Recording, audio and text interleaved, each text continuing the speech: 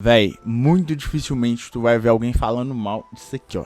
Vagabond, seja pela sua narrativa ou sua história e principalmente pela sua arte, é uma verdadeira obra-prima. Mas é claro que só quem leu e realmente experienciou essa obra sabe o que significa. Mas mesmo assim eu vou tentar transpor um pouco dos meus sentimentos. Eu acredito que a jornada de desenvolvimento pessoal de Miyamoto Musashi é intimamente transformadora também para quem a acompanha. Se você ainda não leu o mangá ou ainda tá lendo, não se preocupe, pois eu vou evitar ao máximo entrar em detalhes da história. Vamos apenas resumir a obra como um retrato da vida de Musashi Miyamoto. Musashi Miyamoto era realmente um espadachim que existiu na vida real. Inclusive o Musashi do mangá ele parece muito comigo, ainda mais com esse cabelo todo bagunçado. Sim, ele era um espadachim que realmente existiu e foi conhecido por muitos como o maior espadachim que o Japão já teve. Nessa história, narrada e ilustrada por Takehiko Inoue, acompanhamos a jornada de superação que Musashi, antes conhecido como Takezo, tem de trilhar até conquistar o seu objetivo. Então, pra quem não leu o mangá, em resumo, é essa a história. Sinceramente, eu podia até me aprofundar em detalhes da trama, que não faria a menor diferença. Porque assim como quem já leu o mangá e decide revisitar essa história, eu acredito que a jornada vai ser igualmente única.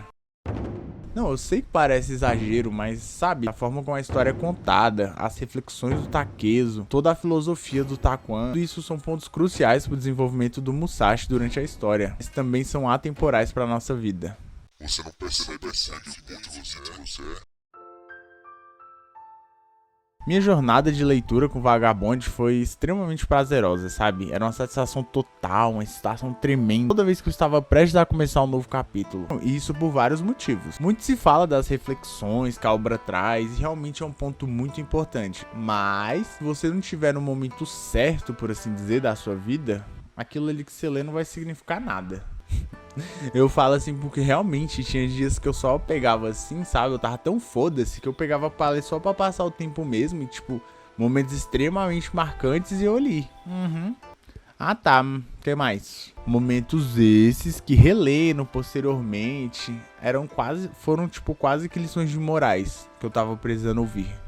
E muitos desses momentos que me tocaram foram protagonizados pelo Takuan, um dos meus personagens favoritos da obra. Isso se não for o meu favorito.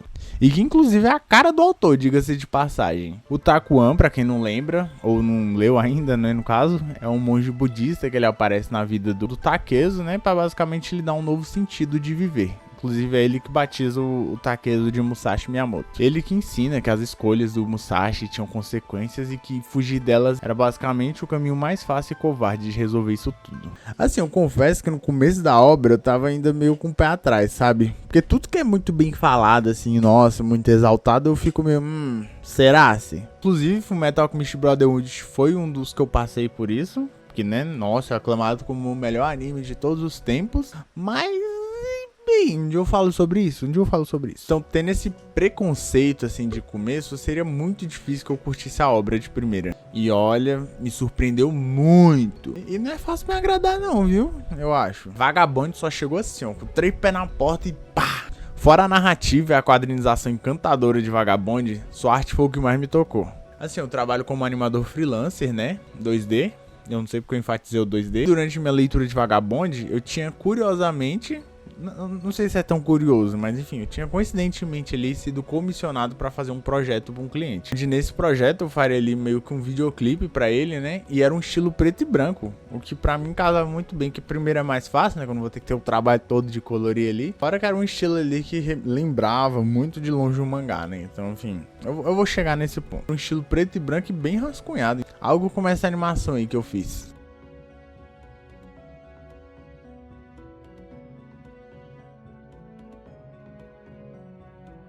E assim, naquela época eu tava muito preguiçoso e desanimado. Coisa normal, né? A vida de um animador. Enfim, eu não tava me achando bom o suficiente. Pra piorar, não podia nem desistir do projeto. Porque, enfim, o cara já tinha pagado. Eu preciso de dinheiro, eu sou pobre. E não é que ele exigisse muito, não. Exigisse, enfim. Não é que ele exigisse muito, não. Era um projeto bem fácil até. Só que naquele momento, até aquela tarefa simples parecia uma tortura.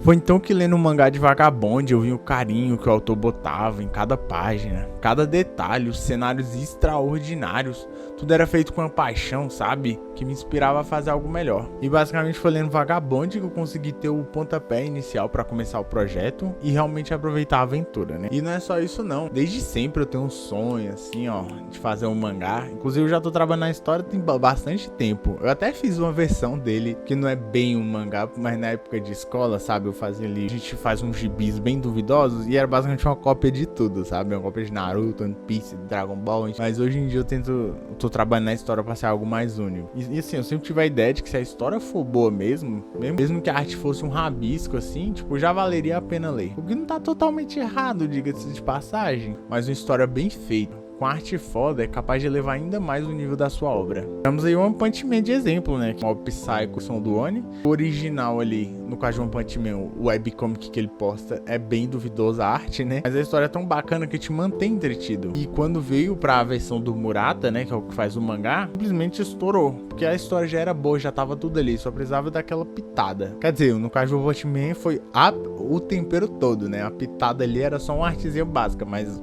E o Mob Psycho, que já tinha melhorado a arte do Oni, né? Ele fez pro mangá direto. Anime, nossa senhora, o carinho que botam naquele anime, mano. Se tu nunca assistiu o Mob Psycho, pelo amor de Deus, sai desse vídeo e vai ver agora. Inclusive um dia eu vou falar sobre o Mob Psycho, eu vou falar sobre tudo. Enfim, é isso. Esse vídeo é mais um relato do que uma análise profunda. Se você tá esperando uma análise, eu sinto muito. E recomendo, nossa, sinceramente, vai ler Vagabond, porque cada vez que você lê, você vai aprender uma coisa nova. Não tô dizendo de lições, de moral, de vida. Sabe, os mínimos detalhes, é tanto carinho que o autor bota naquela obra que tu pode se inspirar a fazer foguete pra NASA, que não tem nada a ver com Vagabond, mas alguma coisa ali tocou em você. Assim que eu termino esse vídeo, sou muito grato por ter tido a oportunidade de ler Vagabond, um mangá verdadeiramente inspirador.